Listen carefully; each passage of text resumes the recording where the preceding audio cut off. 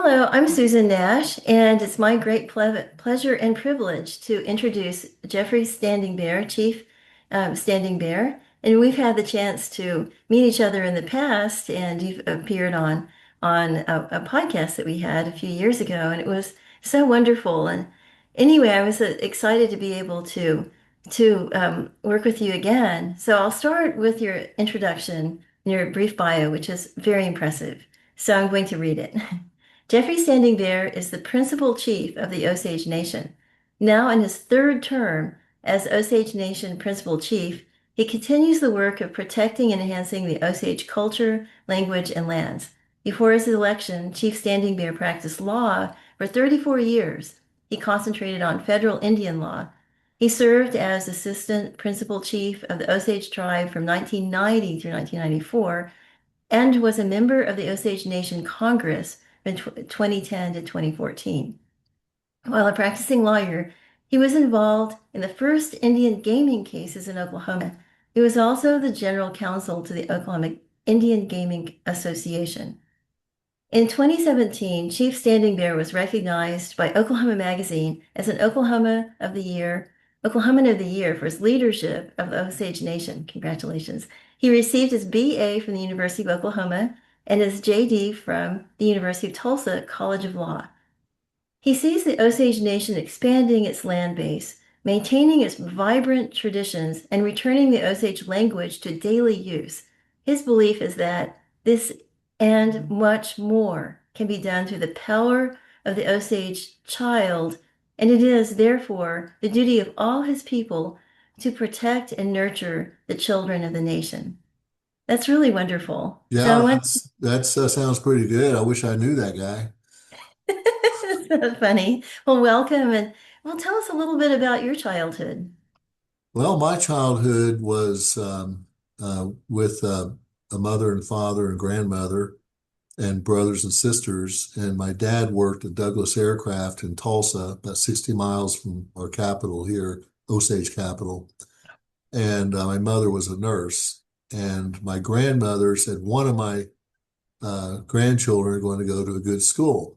And so I was the oldest. And among our people, the oldest is get a little special treatment back in the day. Elope, they call us oldest son. And so I was allowed to go to a private school, Catholic school, where my brothers and sister went to public schools. And I can tell you that there is a big difference. I only realized how different it was while I was in my law career. And I could see a lot of the foundational teachings that you get with people that went to the better schools. You can see that. Although, on the other hand, you see people that didn't go to certain schools be more rounded, more, in my opinion, open-minded to a lot of things because they're more connected to the public. Where private, as you imagine, is elitist. And I went to kindergarten through sixth grade, then all the way through high school. Then got out of there and went to University of Oklahoma. But I can tell you, Susan, my radicalization of my thinking, because I was living in a life of easy street, happened when I wanted to go to college. And I went to the Bureau of Indian Affairs. In those days, tribes didn't have scholarship programs, but the Bureau of Indian Affairs did, a small one. And I wanted to go to the University of Oklahoma where I was accepted. And the Bureau of Indian Affairs official for education said, you're not college material. And No way. yeah, we're not going to do this for you, and you just go. Well, me to go to welding school, you know. Good grief. Yeah, so that was pretty common in those days. So it made me mad, though. I mean, here I was, oldest son, plus I thought I was pretty cool, and I should be pampered. and all that. Next thing you know, they're supposed to go to welding school. And I know some guys that are welders out here, and that's hard work. I'm telling you, dangerous too. Mm-hmm. Some of those pipelines. So um, my grandmother gave me enough money to pay my tuition, and then my Ponca relatives, by not by blood, but by good family friends, gave me a 49 drum, which is a social dance that young people primarily do. And uh, and I got a few things and got a ride down to Norman, and I was so mad still that I made Dean's Honor Roll. Oh, good for you. Yeah. And then I did that for a while. And then I did have a kind of a crash where I started partying too much. And my grade point went from very good to mediocre to marginal. And then I struggled through. But while I was at the University of Oklahoma, there was a lot of Indian movements going on. The Oh, right. AI American Indian and all movement. that. Yeah. Yeah. I graduated in 71. Alcatraz had just been going on, which is that group. And Was it Wounded Knee also? Wounded Knee was 73, Okay. and we were all very involved in that. My roommate, the late Chiso Irons, Ponca, uh, he uh, he was taking supplies up to those guys at that church there, where they occupied. And so American Indian Movement also had that march from Washington, D.C., the longest walk.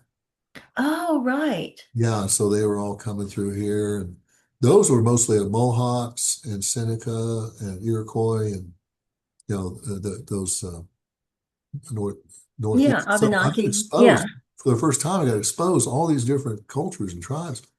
So when I eventually graduated, well, from OU, I worked real hard to get my grade point back up. And one thing that really helped me is working with a group called the North American Indian Foundation, which consisted of two people. Catherine Redcorn, who then became our museum director at Osage, and her brother Jim Redcorn, who's a great artist. And Oh. Catherine founded this foundation, or founded this foundation. Oh, there you go.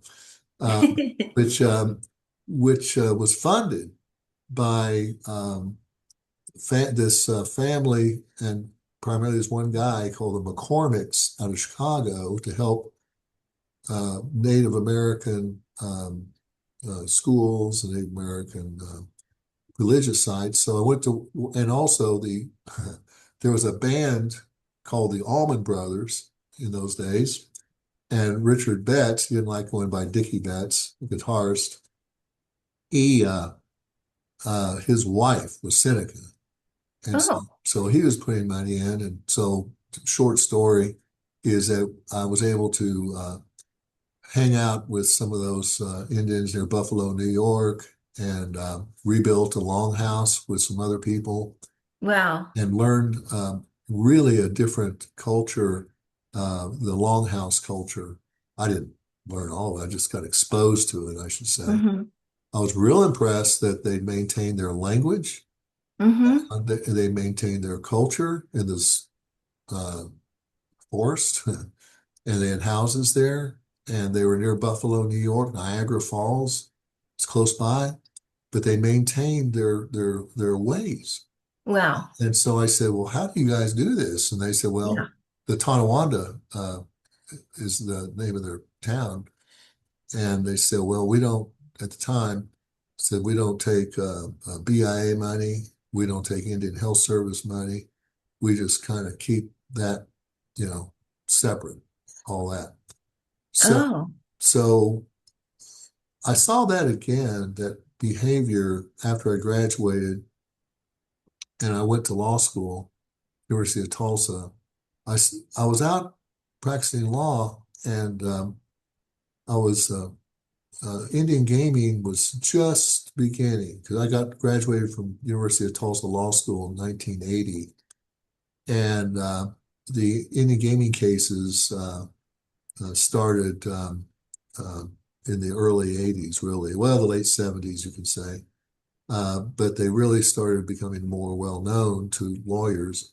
So I went out to the Rio Grande Valley and was talking to different tribal people, and those were Pueblos. And so I was at this Pueblo, and I saw they were talking their language, and they were very protective of their ways, even though during the day they welcome guests. They're wonderful people, and they they I said, "How do you maintain your language?" Same question I had at Tonawanda, Yeah, yeah. and they said, "Well, we close the doors, the like gates to the Pueblo at sunset, and everybody that that doesn't belong here has to get out." Um, and I said, "Well, that's incredible." He goes, "Yeah, it's getting to be about sunset now. I'm sorry, you're gonna have to leave." So, It's okay. so funny. And So I came back the unless next you speak day. it, were they only allowed to speak their language after sunset? No, no, it's just natural. So years later, um, not that many years later, 1987, I go to work for the Navajo Nation. And when I get there, I had to move my family into Albuquerque because over there at Window Rock, there was no housing. Mm, So, which no affordable housing. Well, there's mm, no housing period at the time. So, so I went out there, and there was this Navajo Nation Inn, and I stayed there in that hotel room. And they put me up, and I went down to eat breakfast. And I walked down into that big dining room. All these um, full-blood men, primarily businessmen, uh, were there. There were Navajos, and they're hmm. all in there talking about what they're going to do that day. And I just, oh, I found out that's what they talked about in that room. Mm. And but they were just stunned that I was involved in their world coming into that dining room. They all stopped and looked at me. I felt like I was in the deep South, and I was like, a stranger or something. So anyway, they were nice to me. But one thing I noticed, like I went to the new Kentucky Fried Chicken, and they took your order in Navajo, and this gal looked at me, and she was trying to take my order, and she noticed I wasn't Navajo, and she was like, "Oh, okay, what can I do for you?" So so wherever I've gone with these tribal folks, I've noticed strongly that those who kept their language keep basically key parts of their culture. That's very interesting. Yeah, and they all exercise that culture and language within a defined territory. Mm, And it reminded me of my studies of international law and comparative law in law school, of those same principles, basically, with those focused on the judicial systems of those different countries. But they also talked about the social organization uh, as well. And it just is obvious to me that now that for us to survive as separate and distinct people, as we say hmm. in the law business, you have to prove that you are separate and distinct people. And when in all those discussions and writings, you'll see language, culture, and territory uh, all involved in that. So that's what I did when I ran for office here 12 years ago. I said, look, these are the pillars of sovereignty. Hmm. And so we have to build these. So fortunately on the land, we were here, we lost our 1.5 million acre reservation through every trick in the book and some Oh no. horrible stories. Mm. If you read the book Killers of the Flower Moon, Yes. that is a bit different from the movie. Martin Yes, I've read the Scorsese, book. I haven't seen the movie, but I've read the book. well, he focuses in on Marty Scorsese on relationships within the story, Hmm. and and does a great job, and it shows a more personal view. Where the book by David Grand is so Hmm. excellent, but it's called the Osage Reign of Terror and the Birth of the FBI. Yes, it has that focus. Yeah, it was the first murder case. Detailed, yeah. All that. So that's because we were paying for Washington, D.C. to send agents down to figure out who's killing all of us. Hmm. Uh, Right. yeah, there's over 100 unsolved murders here still. And it was just where we had all this oil money, and that only lasted about 10 years. So people get the impression all Osages are rich, which we're not.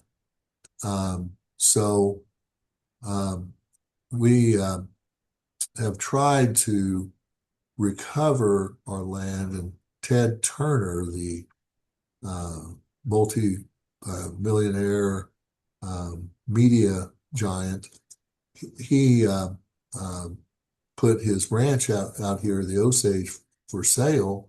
Like I said, we'd lost 1.5 million acres for um, surface, and so it was 43,000 acres Ted Turner had in one place and good grazing land. So here at the Osage, we all got together, our legislature, administration, and put together a bid package within 30 days, did all this fast stuff, which is amazing. We all worked together. That's what you can do when you work together. Yeah. And we bought it, and it took like 6 years to put it in federal trust, but we got it. So and then we've been building the land. We got about 80,000 acres now total. And so, um, so So that's part of that pillar of like that yeah, doing but separate, yeah, you culture got to and keep pushing. You got to keep yeah. pushing because you make your own luck. Hmm. And if you, it's especially Native Americans, I think, from speaking for myself, it's easy to get discouraged and just not do a thing. But you can't do that. You're going to get those emotions, and you're going to get that uh, dragging you down, and you gotta pick it up. Got to be careful what you eat because sugar is not good for us, and diabetes, alcoholism, those are sugar-based diseases. I'm not trying to preach or anything, but you got to be careful what you eat, be careful what you drink, and take care of yourself.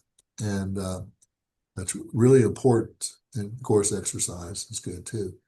So do the best you can on that, and you got to be in locations where they have healthy food, which is a challenge for Indian country. We was talking this morning about Indian country, that legal term, and I was talking to one of my staff, and somebody had been arrested. That is the spouse of one of our elected officers here to our legislature. And I just said, and then we started talking about other people that have been arrested, Osages. I said, it's that way on any reservation. I said, maybe one definition of Indian country ought to be place where Indians are arrested. Oh no. So it's true though. So we're still battling all these issues, but the bottom line, we've gotten fortunate. And what I meant too, Susan, by took 6 years to put it in trust, get this contradiction. So we get this 43,000 acres. We own it in what we call fee simple title. Okay. Okay. And so that's what it means. And then to put it in trust, that means you deed it over to the United States of America, and they reissue another deed that says the United States of America in trust for Osage Nation. Or it would be whoever, whatever tribe you do. It's United States holds title. So they can't let you just own it yourself Oh, straightforwardly. you can, but you're still under state jurisdiction. Oh, and it's taxable. You can be taxed. okay. So they gave you this impossible choice of here, give up your restricted Sovereignty. Indian status, because you're illegal. There's a competency book in the county records here, next couple of houses, a couple of buildings down, and that's the list of incompetent Osages, and I'm in it. And people say, well, all you got to do is apply to get your restrictions lifted. I go, are you telling me that if I sign this paper and that gives jurisdiction to the state of Oklahoma over me and my lands, and then I also get to get the pleasure of being taxed by the United States federal government and state? That's the only way I want to have this land under Osage tribal jurisdiction and federal jurisdiction. Yeah, that's how that works. So there's a lot of legislative work that needs to be done in Washington, D.C. This Hmm. There's a lot of administrative work that needs to be done through revisions of the Code of Federal Regulations and other regulations that somehow involve land and usually land, water rights, all those Right. issues. Yeah. So Right. that includes some state rules, like a lot of water issues are under a federal law called the McCarran Hmm. Amendment, Right. uh, under states, and then you got to look at state regulations and state this, Hmm. state that. So, as a friend of mine once said, uh, you know why everything's so contradictory? It's like the United States Congress. It's like they're drunk drivers. They go over to one side and smash into a bunch of rights. Then they swing over and drive, and then they hit a bunch of other rights, and then they keep going and they swing and hit some more. So that you have all these inconsistencies. And a law professor of mine said, told the class, he said, wherever there's more, in those days, paper, uh, more laws, more regulations, that is a sign of conflict because laws and Oh, regulations right. exist for regulation between to resolve conflict. So that's what we got with Indian stuff. There's not very many of us left, but we got a ton of laws and a ton of regulations and a ton of policies and guidances and everything else. And really, the bottom line on this, Susan, is I mean, really, to be honest, with myself, what do I really think? I think as long as any Indian's got some land and land rights, the white man's going to try to come and take it. Well, I mean, I'm not kidding you. It's going in to all be these this way. issues. It's going to be this way.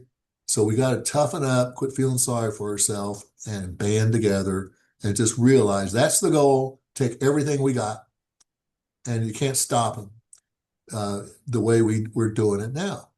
We got to think differently. Bureau of Indian Affairs needs to step out, and Hmm. we can work just with the Department of Interior.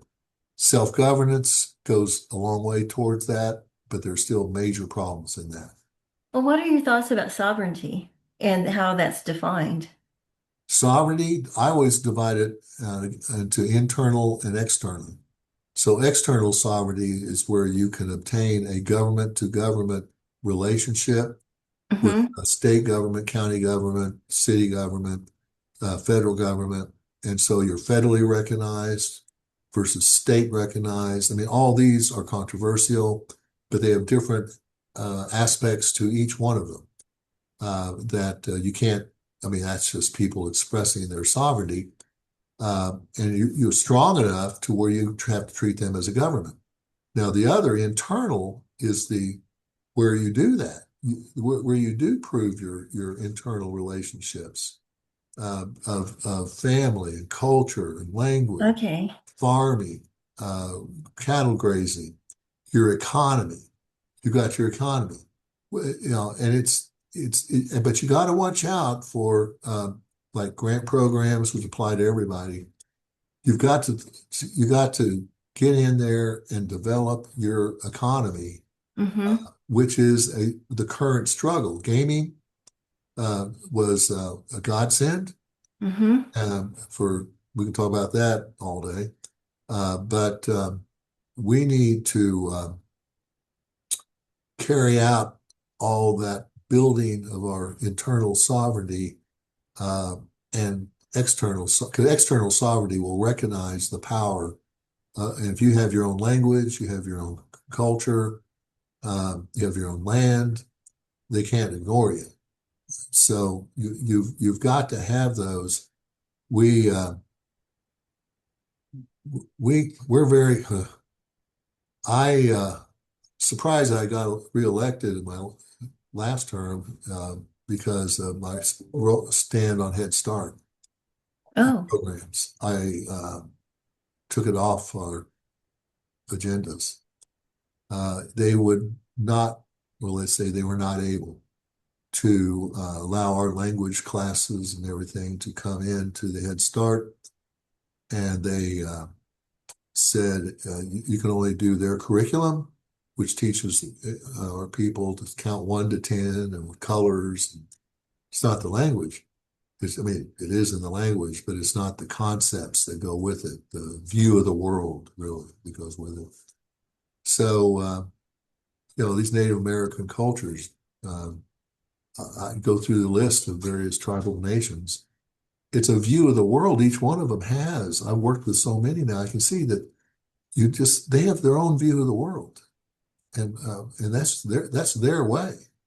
And you got to learn that. You're going to step in Indian country, you better learn that right off right. the bat. This is their country. That's their language.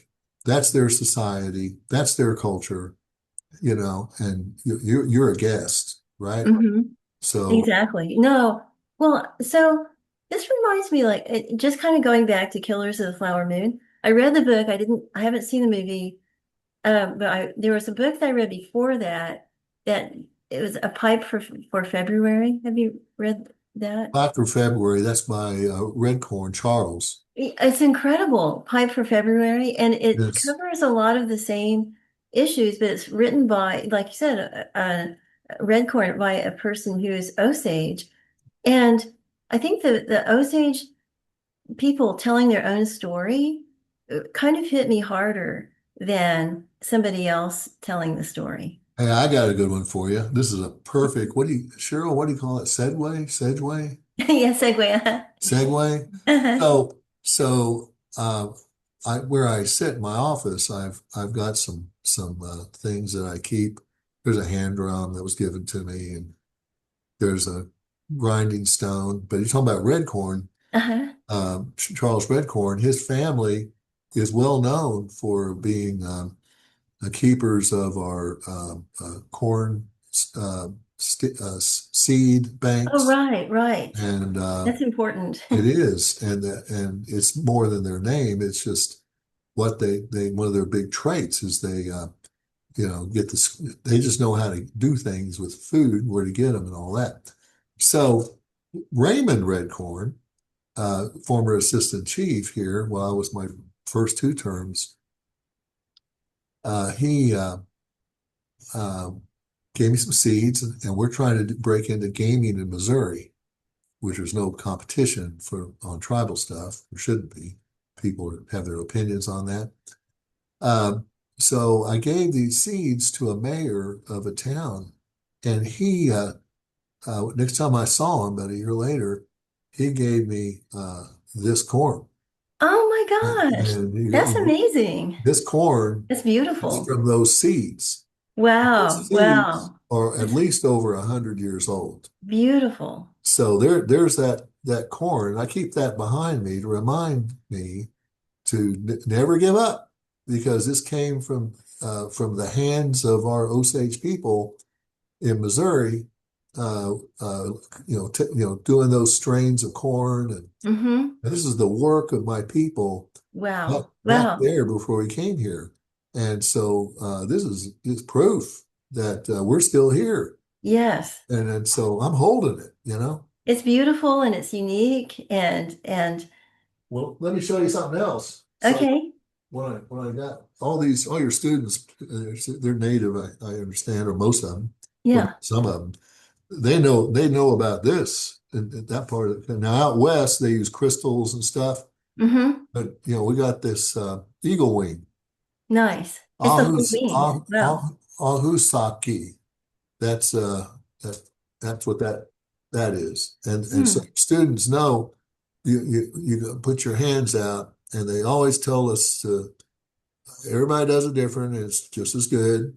But they always told me you start with the head, and then because you're a little kid, they just you know, and then you go like an arrow. You go down, and then you hit their hand, and heart, and all that stuff. And that's a blessing. And we don't have time to get into all that, but your students have family that can talk about that with you, and Well, they'll know one more of than I do.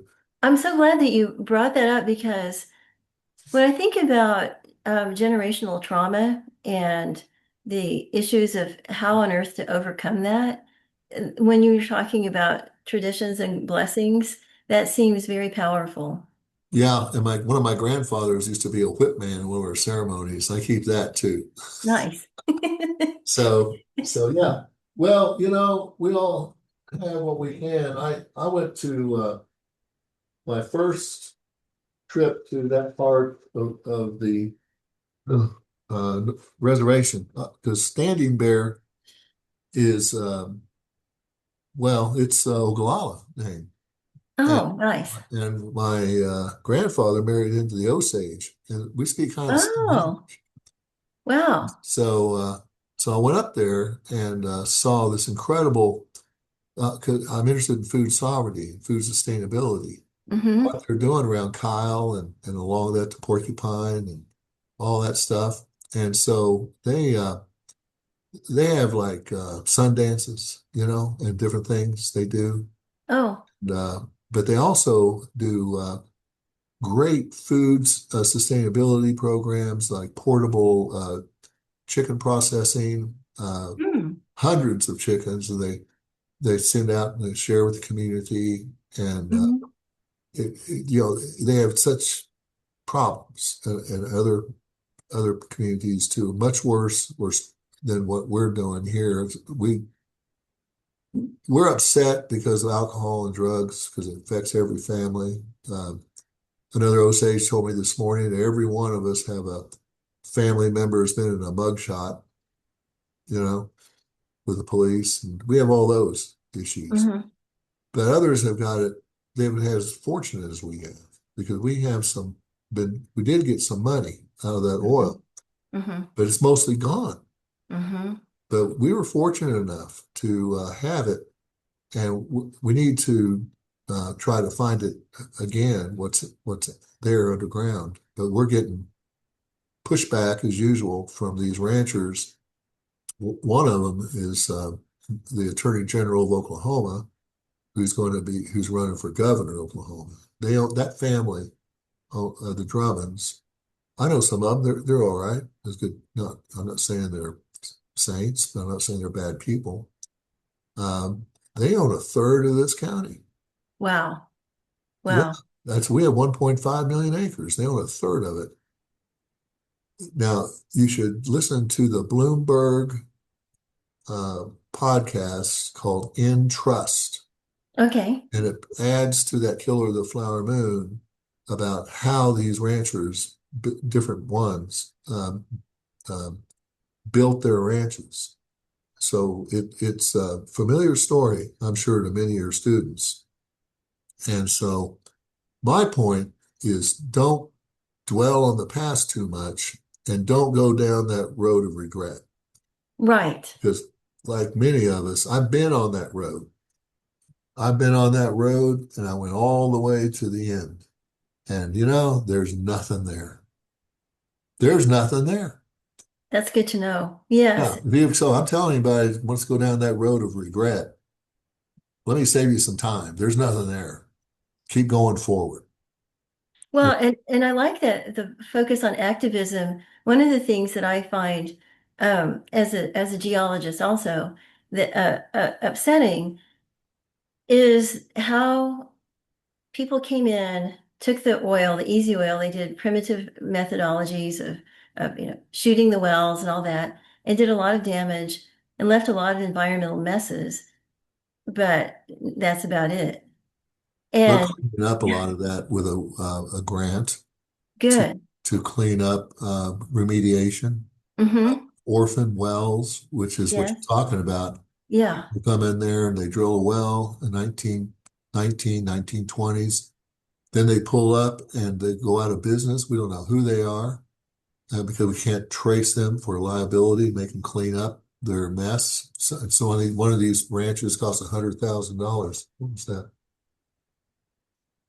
So my staff, apparently I said something that was probably wrong. It, Well, the thing that I've noticed is that I mean, there's a limited amount of money that will come from the federal government, like the Department of Interior, and then there's a change of administration, and they either stop it or claw it back.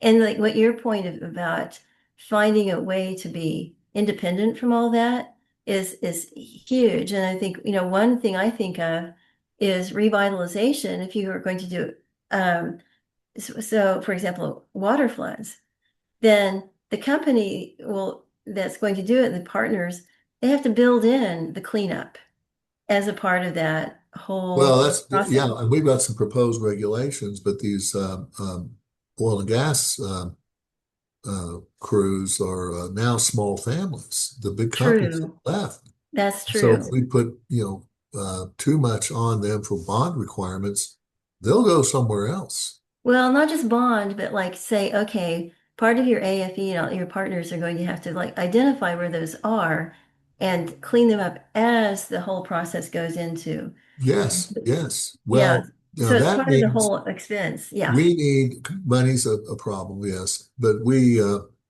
need to take control of our own property. Good. And Yes. I can't get my legislature to buy into that because they're so used to the Bureau of Indian Affairs and the federal laws they're referring to say Secretary of Interior. Doesn't say Bureau of Indian Affairs, Secretary of Interior. But there is a 1975 federal law which we try to follow, which is a kind of hope here, the Indian Self-Determination and Education Assistance Act, and that promotes the New Deal for that Roosevelt's crew back in the 30s started. Well, it dropped off World War II, came back in the 50s, the termination era. And then we come back to, of all people, Richard Nixon and his Indian policy statement, which just revolutionized the approach and it promoted self-determination. That And then, surprises me. yeah, yeah. And then we went to the 75 Indian Self-Determination Act. And then a few years later, Ronald Reagan, of all people, and these guys all have mixed records, right? But one of the Hmm. good things these guys did, great things these guys did, Ronald Reagan said, okay, well, President Nixon said he's going to promote self-determination. I'm going to promote economic self-sufficiency. So but that is talk, and you try to carry it out, and we use it in court. We used to, like, here's the federal policy, judge, here's the tribal policy, here's the state policy. The federal policy, and we're in federal court, the federal policy and the tribal policy line up. So we ask you to interpret the regulations or the law in our favor. And even though we should anyway under what's called statutory construction, you need every inch you can get when you do these battles. So yeah, it's a daily struggle for us to exercise our sovereignty because we're taking care of our people, Hmm. and there's never enough you can do. So you can have a basic definition of sovereignty as saying that we take care of each other within our territory. You know, that to me that's as good a definition as any. But we try our best. Oh, that's really inspiring. And I mean the the ability to recognize what is the actual culture and what constitutes it, and then to preserve it. is so critical. I mean, I know that like at the University of Oklahoma, at the Sam Noble Museum of Natural History, they have a language program, and they're trying to record people as soon as and the native speakers that just to make sure that there We are some resources. are a Southern Siouan, according to the anthropologist, language group member. Okay. We, as the Osage, we are a part of the Dehiga, which are five tribes that once lived together, and that's the Quapaw, the um, Kaw, the Ponca, Osage, and Omaha.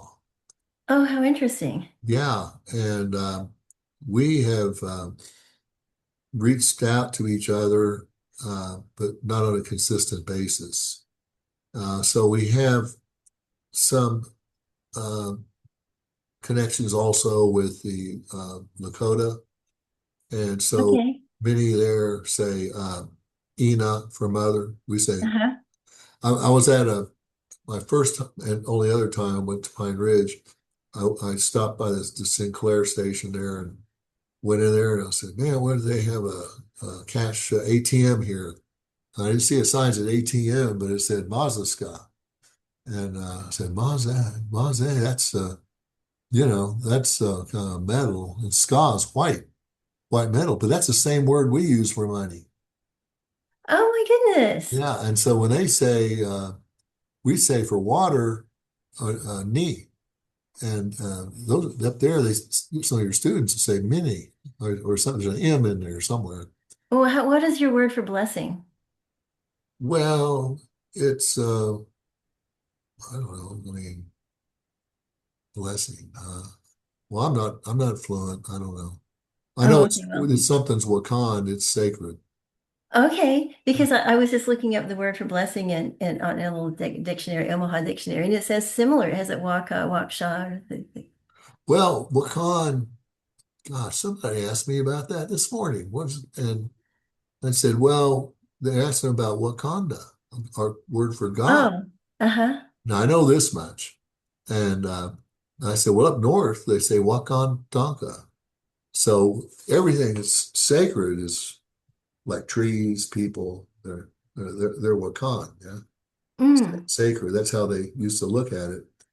And I think the operative word in there is Khan. okay. Wa is kind of refers to its nature. It's that way sort of. So Wakan Da is how we say God, and but as far as our language goes, I was raised around it, but I never learned to speak it. I was in Catholic school, which is so now I'm trying to learn it again because That's great. well, let me tell you about that Head Start. So I went ahead and didn't use it after that, and I said we just shut it down. And I this is after doing everything we can to keep the students learning with our few speakers we have. And I even got invited, along with other tribal leaders, to a summit in DC, and President Obama was there, and I was one of 11 tribal leaders in the Wow. Roosevelt Wow. room, which is across the hall from the Oval Office. And so we all got 5 minutes. So President Obama said, Chief, I was just informed, this guy whispered in his ear, that I've got to go see the Department of the Secretary of Defense, like right now. So, but I want to give you your 5 minutes. Hmm. So one of the things I talked to him about was this Head Start problem. And he said to his staff, I want the Secretary of Education to fix this, get on this. He was there, Secretary of Education. And so I tried to get a hold of them that week, and afterwards, they wouldn't return my calls. So I closed that Head Start, and now my people responded in more than I could have hoped. The Wazhazhe Early Learning Academy.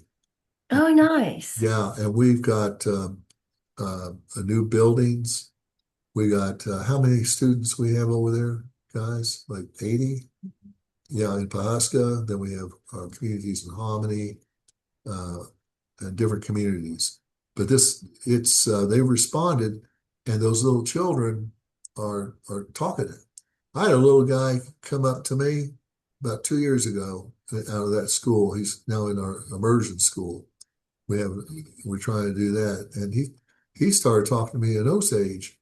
It's a little How guy, cute. and I said, "Wow, I know that. I know that phrase."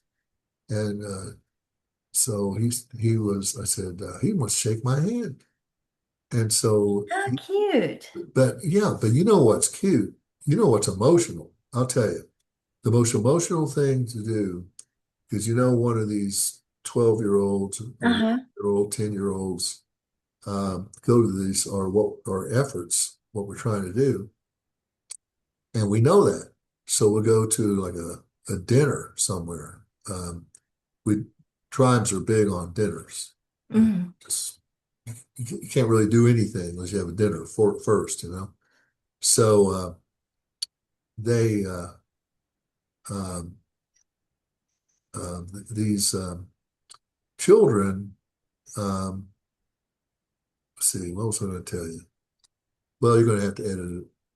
You're going to have to edit it. Well, I think that's, I meant the word I really went instead of cute was touching.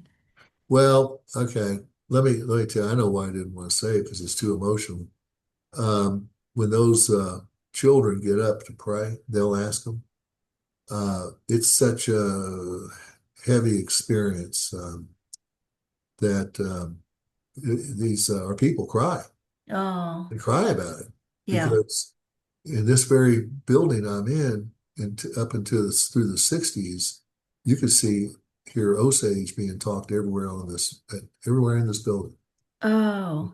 So the '60s, I mentioned dinners. Same thing. The families had dinners, no English, and then at the '60s, everything switched, and it was a massive cultural shift brought on by schools, Mm-hmm. brought on by TV, which was new. Mm-hmm. I remember first TVs came in, AM radio, I remember Oh, that, yeah. and then years later, FM radio, and here we are. That bombardment is a way to eliminate your separate distinctness, issues. That's a very It's, good point. Yeah. yeah, that's the real situation we're in now. Is do we maintain a language and a culture and a territory uh, to be sovereign and act sovereign? Because if we Mm. don't, we being the native nations, if we don't exercise, in my view, those three pillars of sovereignty, then we're no better than a Kiwanis club or some. Or somewhat worse because there's like erasure involved. Yeah. So it's and then you have these contradictions, like you want to put it in federal trust, you have to put your deed in the United States of America, and we have gaming, but the Indian Gaming Regulatory Act came in 1980s, came after we'd already won our court battles to say we can do all this gaming.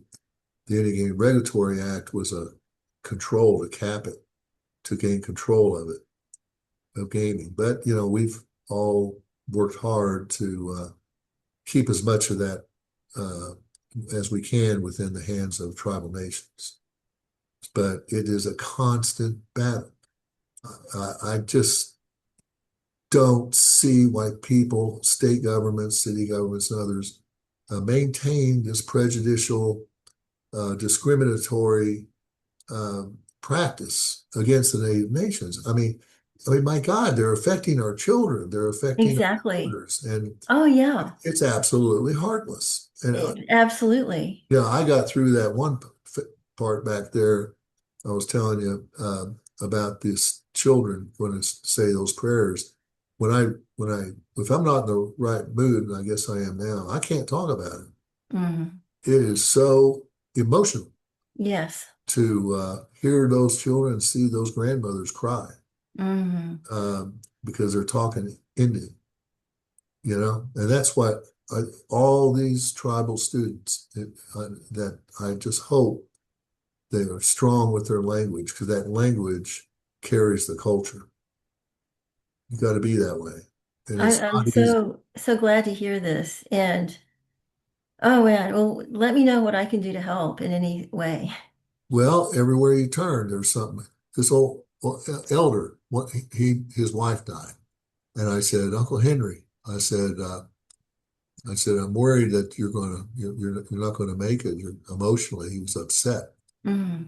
And he goes, I know, I know. He goes, I want to stay around for you young people.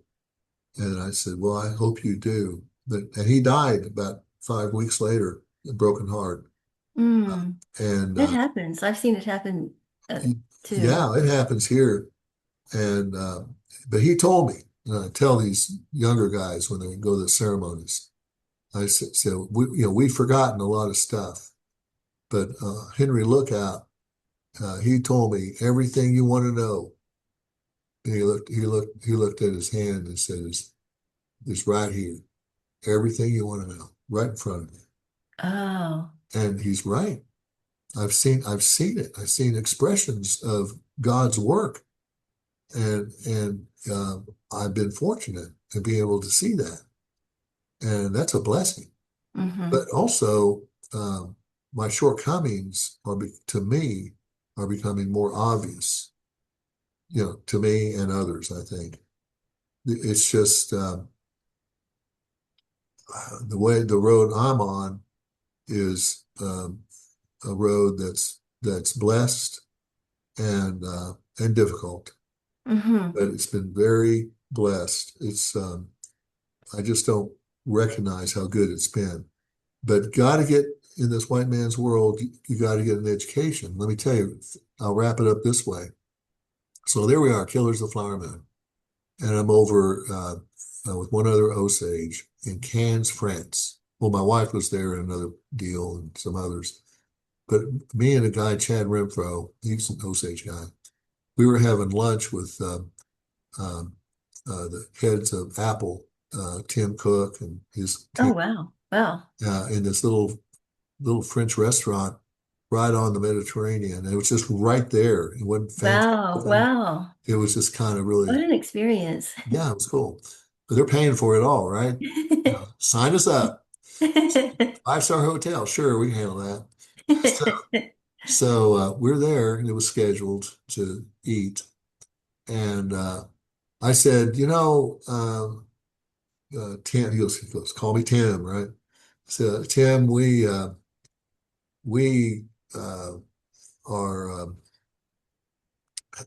working with expanding our education grants. Right now, if you're Osage and you at 2.0 or better, you just get up to 14,000 at research universities like Oklahoma University, up to 14,000 a year in tuition and books, and 12,000 for smaller community colleges and stuff, tuition and books. That's really helpful. It darn right it is. And so that's one of the big things we do, and also health. We've got Hmm. things there. So so I said we are trying to figure out how much of our limited resources to put in there for next year. But one thing I've noticed is these career techs, where people become HVAC knowledgeable, car mechanics, uh, computers, all that career tech path seems to be growing, growing, growing. And he said, you're right. We at Apple have identified the growth in the future will be not from 4 year, don't want to discourage you guys, but not from 4 year degrees. Those will be turned into 3 year degrees soon. And they'll be more concentrated. And the growth is going to be in the trade schools. and we follow the value. I mean, basically, Tim Cook from Apple is telling me something very obvious. Follow the money. That's what he's saying. And the value of an education is shifting. And it'll take a long time to shift, I think. Who knows? Things are moving so fast. From just reading a philosophy two course, getting involved in that, versus learning how to fix your car Mm-hmm. or someone, it's shifting right now. And Yeah. that's where he said we should put our money. So we did. We created a program here, and I got this where we uh, present to the trade schools tuition books, and we're using the GI Bill model, $1,000 a month for our zip codes. That's what GI Bill does to the students, and that we can get that increased. We should. So just it's something I'm seeing. And I can't hold it back from you guys. I mean, I want you all to finish your degrees and try to get an education. But what I'm learning is we got to get those basic skills because skills that AI can't take away from us, you know? Well, I agree with you. And I think that in my perfect world, we combine the two. So we have the ability to think philosophically and do HVAC systems. It's out of my range. I don't know. I'm just trying to figure what I'm we're just thinking out loud because, like you said, it's changing. And I really admire everything that you've done and what the Osage Nation has done and the leadership. And it's just very inspiring. And just want to thank you. well, thank you, Susan. And I like the way you go. I meet you at these conferences on food sustainability. It seems to have slowed down, but I think that's because people think the COVID was a long time ago. It wasn't. Mm-hmm. And that's really the impetus here of our development is responding to COVID, both in receiving federal monies and in directing our limited casino monies and other Mm-hmm. funds into food sustainability. Because as you said, we have large greenhouses, we have Mm-hmm. a meat processing plant. All this is a result of being cut off of the food chain during Yeah, COVID. So right, now right. we can feed our people. And I'm impressed too that a lot of those you're using geothermal energy and and repurposing old oil and gas wells, but the geothermal is super exciting. Yeah, it's a smaller one effort. We have little projects within the larger projects. Hmm. Our bison herd is now 300. We're going to increase that to 500. Nice. Um, we, but that's its own. We look at it as its own project, and then we have about 2,000 head of cattle, and I'm I am concerned, like I was never before, about disease coming in from Mexico. Right, right. Did you hear about that? Yes, That it's really cannot been get terrible into for our the herds. Yeah, cattle. Yeah. that's frightening because like I think I mentioned to you, Susan, it was March 20 of 2020 when some of my other staff walk in here and said, Chief, there's no food, there's no meat. And I said, what are you talking about? They said, well, the suppliers called us and said they can't meet our quota. They said, we got 200 kids coming out to eat here in a couple hours, and we got about 100 elders just in this community. What are you talking about? Anyway, we lived off the uh, what's in the refrigerators for a couple of days. Wow. There's only about 2.5 days worth of food on an average in the community and refrigerated. Okay. And then it's gone, which makes people really weird. Believe me, they get scared and they Hmm. capable of doing anything. So you got to recognize that. And so, it was because of COVID. And I've tried to get every community to do what we're doing is try to feed yourself and don't get caught up in the corporate food production and transportation, Hmm. refrigeration, et cetera, because they're about the money. Okay. Yeah. And I get it, you got to have the money, but food comes before the money. And here's a shocker, water comes before food. Because Exactly. we say, I said the word for water is me. My cousin said to this elder man, what do we call life? Kind of like you did. You said, what do we Mhm. call blessing? I saw like 5 words in my mind. You can say it different ways. But he said, Ira Lookout, he's my cousin. He asked them and he said, well, we say knee for life. And I went, whoa, that's the same word for water. Wow. So, so we talking to another uncle about these words, and he goes, "Yeah, well, here's something. Nika is a person, and that word knees in there." And he goes, and I said, "Well, our elders called ourselves Nika Jinka, uh, like, and is that small person?" He goes, "No, no, no, you're mistranslating it. Nika Jinka, that's what we call ourselves, really, not Wazhazhe, not these other names, but they call ourselves Nika Jinka. And it's not we're small, it means we're humble. Oh. We're humble. We're small in the universe, in God's eyes, we're small. Hmm. So Nika Jinka, that's what we try to be, a small, humble people. And that's our goal in life because we're so small. And that's teachings of our elders. Wow, that's beautiful. Yeah. Well, I'd love to I'd love to go on. I know I want to respect your time. So thank you again, and this is really meaningful. Yeah, edit freely. Photoshop is welcome. Well, thank you. I would just thank you again, Chief Well, good Sandy luck to your Bear. students. I don't want to Thank you. put any seeds of doubt in their minds uh, that unnecessarily, but I can tell you it boils down to hard work, Hmm. and then you got to get a break.